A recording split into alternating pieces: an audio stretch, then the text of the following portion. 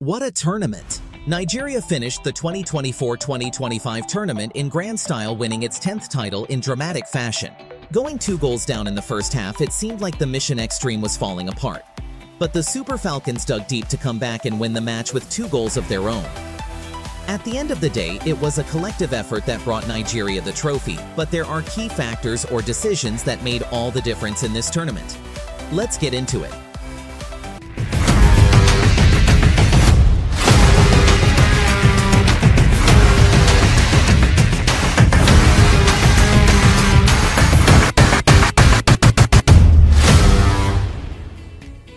As we get into the video, we implore you to subscribe to our channel. We urge you to keep supporting our channel by subscribing, liking, and sharing our videos as we strive to create a lot more exciting content for your viewing pleasure.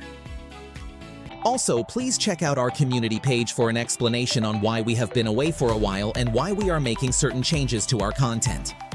We will also begin posting topics that may interest you on that platform for your comments and general discussion. On to the video.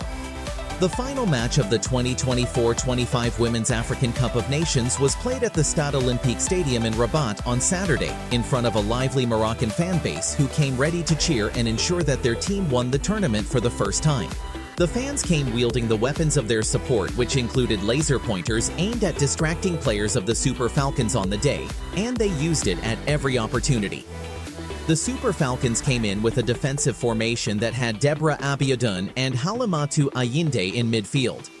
Just like the match against Algeria and Botswana in the group stage, Nigeria was not creating much in the first half moving forward, which allowed Morocco to pile on the pressure. It seems the coach's plan must have been to curtail the Moroccans in the first half, then go for the jugular in the second half.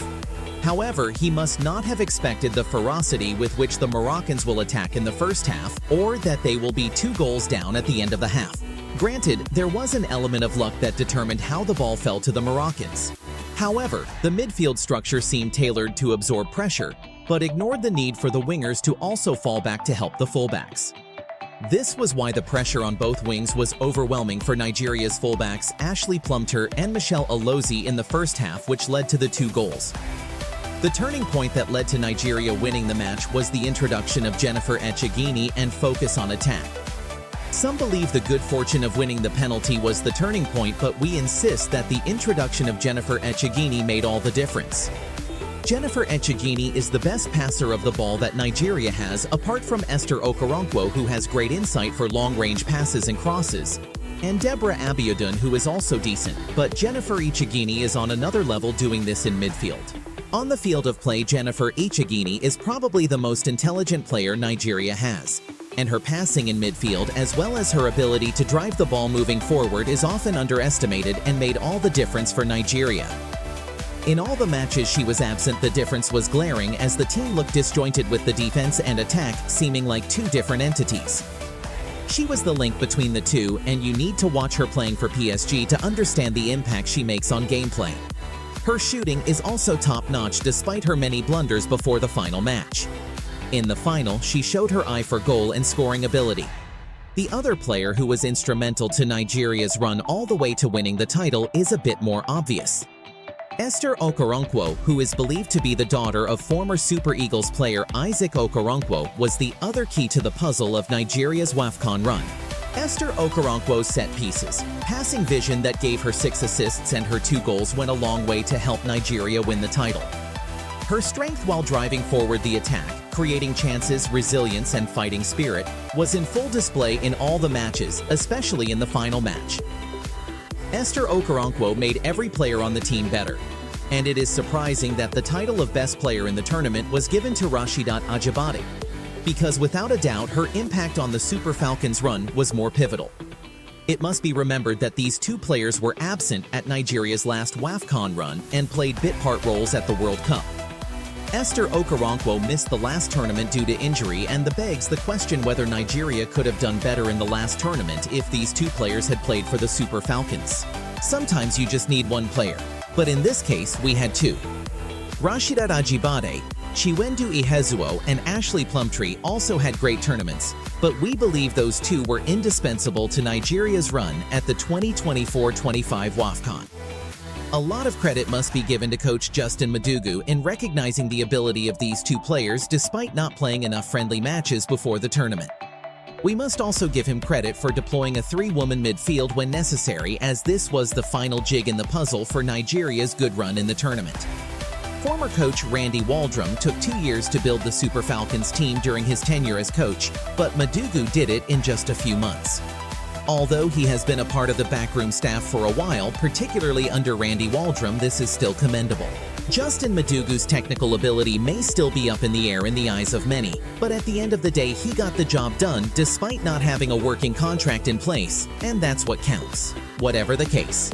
The fulfillment of the Mission X objective and Nigeria's 10th win restores Nigeria to the pinnacle of the women's game in Africa, through the collective effort of the players and technical staff under less than perfect conditions.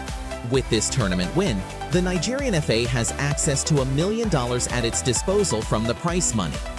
It is hoped that these funds get channeled into progressive projects that will help the advancement of the game and not get misdirected, as is often the case with the Nigerian FA. There is no reason why Nigeria cannot aspire to make a run at winning the next Women's World Cup if it can build from its performance at the last World Cup and this tournament. With the right investment in the development of the game, like better facilities, a reinforcement of the technical team, and adequate preparations for tournaments by bringing the players together on a more regular basis throughout the year, anything is possible. The National Award, House and Cash Gifts awarded by the President of the Federal Republic of Nigeria, Ahmed Tinubu, to the players of the Super Falcons is commendable, but it must not stop there. He must ensure that these gifts are dispersed to the girls independent of the Nigerian FA to prevent any issue in its release. If he needs to set up an independent committee to do this, he should do so and ensure personal oversight to prevent any sabotage to the integrity of his gesture and prevent a recurrence of a situation where these gifts are withheld by the FA, as has often happened in the past. The presidency should also ensure that the relevant quarters are mandated to ensure that the Super Falcons build on the victory at WAFCON for greater achievements in the future, like an even better outing at the next World Cup. If Nigeria invests a fraction of what Morocco has invested in developing the game in Morocco to help provide better facilities and welfare packages to the national teams like the Super Falcons, Nigeria should be aiming to get to the final of the next Women's World Cup. Remember, Nigeria narrowly lost to England in the quarterfinals of the last World Cup without some of the present generation of players. With the present generation of Super Falcons players reaching the peak of their careers, Nigeria cannot afford to rest on its laurels presently, but use this opportunity to build for the future. We wish the Super Falcons even greater success moving forward, and that the potential of the present set of players is maximized, looking towards the next tournament next year and heading towards the next World Cup in Brazil 2027. Thanks for watching. As usual, if you like our content, please like, share, and subscribe to our channel. Also, please leave a comment letting us know whether you agree with our summation and what else may have been a factor in the Super Falcons' success in your opinion. Please remember to check out the Communities tab. See you in the next video.